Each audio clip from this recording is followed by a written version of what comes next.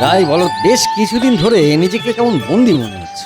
ভায়া সত্যপতি, এটা তোমার ঘুরতে যাওয়ার ফন্দি মনে হচ্ছে। এগে বাবু, চিঠিটা গতকাল ডাকে এসেছে। আগে ভাই পড়ান, দেখো দেখি কে পাঠালো। কোনো এক পরাশরের নাম দেখছি। আরে তাই নাকি? সে তো আমার খুব ভালো বন্ধু। তা কি লিখেছে? তোমাকে তার বাড়িতে গিয়ে কিছুদিনের জন্য অতিথি হয়ে থাকার অনুরোধ করেছেন। উত্তম প্রস্তাব। সেই সাথে আমার কিছুদিন হাওয়া বদলও হয়ে যাবে।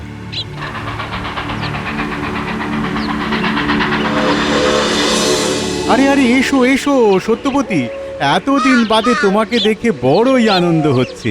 আশা করি সবাই কুশলে আছে। তোমার উপস্থিতিতে এবারে আরো ভালো দিন কাটবে। এসো এসো এসো এসো, বাড়ির ভেতরে যাওয়া যাক।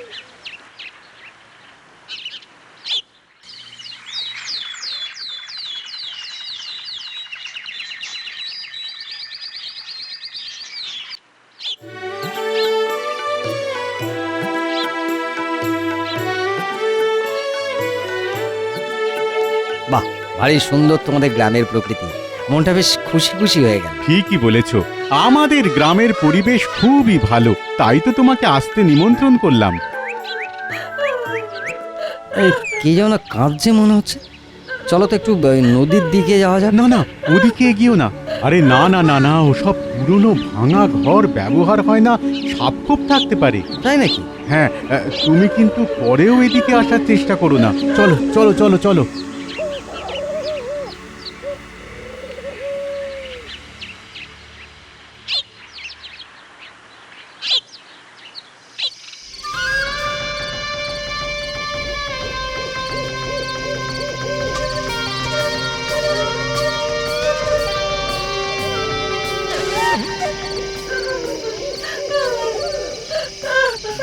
ওই তো আজও পাওয়া যাচ্ছে।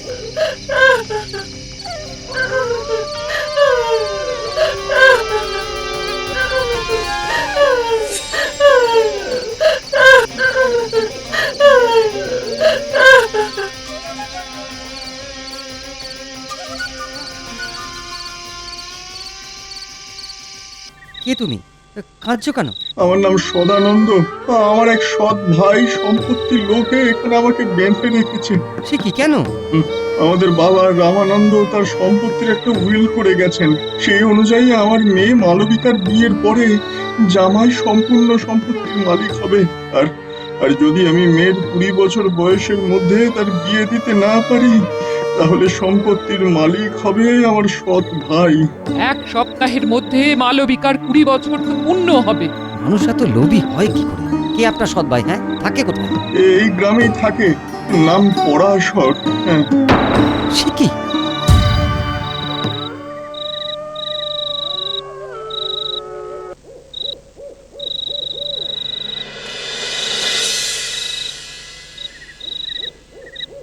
এসব কথা কি সত্য?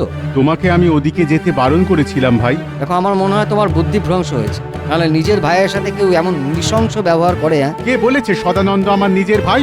একজন সৎ ছেলে হয়ে কেন বাবার সম্পূর্ণ সম্পত্তি তার মেয়ে পাবে? তাহলে নিজেই বললে যে সদানন্দ তোমার ভাই। তাতে কি প্রমাণ হয় শুনি? প্রমাণ এটাই হয় যে তুমি অন্যায় করেছো। তুমি আমার বন্ধু, তাই তোমাকে বলছি যে অসৎ পথে কিছু পাওয়ার চেষ্টা করো। আর আমিও তোমাকে বলছি যে তুমি আমার পারিবারিক ব্যাপারে কথা বলো না, এটা আমার ব্যক্তিগত ব্যাপার। বেশ, কিন্তু আমিও জেনে শুনে কোনো অন্যায় হতে দিতে পারি না। আমি তোমার মনস্কামনা পূর্ণ হতে দেব না। তুমি একবার ভেবে দেখো, হ্যাঁ, কি করবে। তুমি কিন্তু নিজের বিপদ রেখে আনছো সত্যপতি। আমার বন্ধু হয়ে তুমি আমাকেই ভয় দেখাচ্ছ। আমি কোনো অন্যায়কে সমর্থন করতে পারবো না।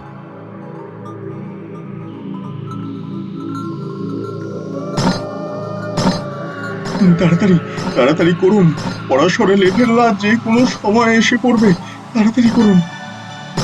ভয় পাবেন না, ওরা এখন এদিকে নেই, আমি দেখেই এসেছি।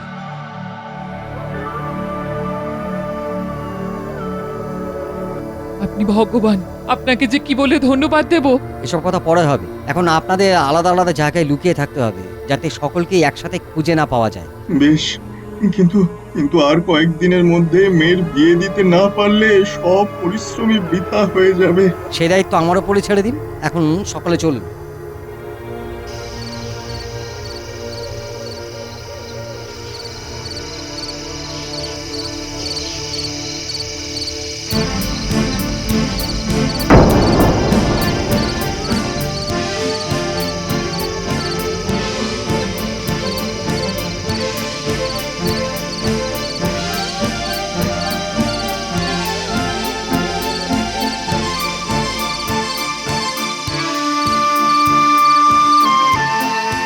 আমি বুঝতে পেরেছি এ তোমার কাজ।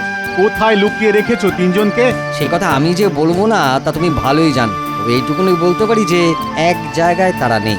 সকলকে আমার প্রয়োজন নেই। মালবিকাকে পেলে আমি হত্যা করব। তারপর সব সম্পত্তি আমার হবে। ছি পরশর, এত নীচ ভাবনা তোমার। এই সময় তিনজনকে না পূর্ব, পশ্চিম আর দক্ষিণ এই 3 দিকে সমান দূরত্বে লুকিয়ে রেখেছি। একজনকে খুঁজতে 1 দিন করে সময় লাগবে তোমার। মজা শুরু করে দাও। দেখো দেখো এই ভাগ্য দেবতা তোমার সহায় হন কিনা।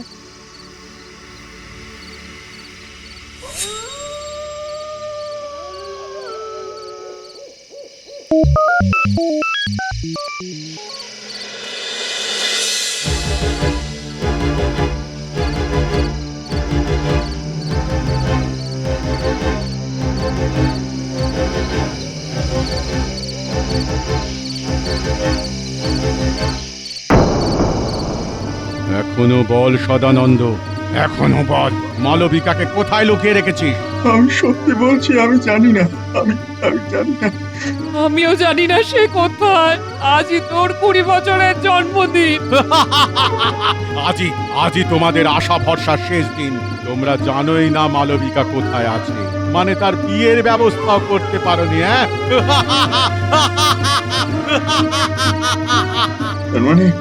তার মানে আজ থেকে তুমি সমস্ত সম্পত্তির অধিকারী হবে। এবারে আমাদের তাহলে ছেড়ে দাও, মেয়েটাকে খুঁজে বের করি। ছেড়ে দাও আমাদের। দাঁড়াও, তোমাদের ভগবানকে আসতে দাও।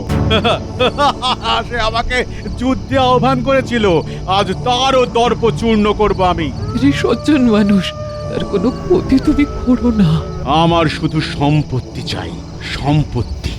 তাই মালবিকার বিয়ে আমি কিছুতেই হতে দেব না, কিছুতেই না। কিন্তু বিবাহ তো সম্পন্ন হয়ে গেছে পরশর। কি? হ্যাঁ, গতকালই মালবিকার বিবাহ হয়েছে। আর তার আইনারুক স্বামীর নাম সত্যবতী। আমি তাকে বিবাহ করেছি। আর সেই হিসাবে রামানন্দ বাবুর উইল অনুযায়ী সদানন্দ বাবুর জামাতা অর্থাৎ আমি এখন এই সম্পত্তির মালিক। হায় হায় হায় হায়, আমার এত বছরের আশা এভাবে জল পড়ে গেল। পরশর, অন্যায় দেখলে তার প্রতিবাদ করা আমার স্বভাব। তাই আমি এই কাজ করেছি শুধুমাত্র তোমাকে শিক্ষা দেওয়ার জন্য। তোমার কোনো ক্ষতি আমি করব না। এর অর্থ? তোমার এই সম্পত্তির 1 টাকাও আমি নেব না। আমি, আমার স্ত্রী ও তার পরিবারকে নিয়ে আমরা অন্য গ্রামে ফিরে যাব। তোমার আশার ধন আমি তোমাকেই ফিরিয়ে দেব। শুধু বলবো যে অর্থের লোভে নিজের মনুষ্যত্বকে আর কখনো হত্যা করো না। বেঁচে থাকো বাবা সত্যবতী, তোমাকে আমরা প্রাণ ভরে আশীর্বাদ করি। বেঁচে থাকো বাবা, বেঁচে থাকো।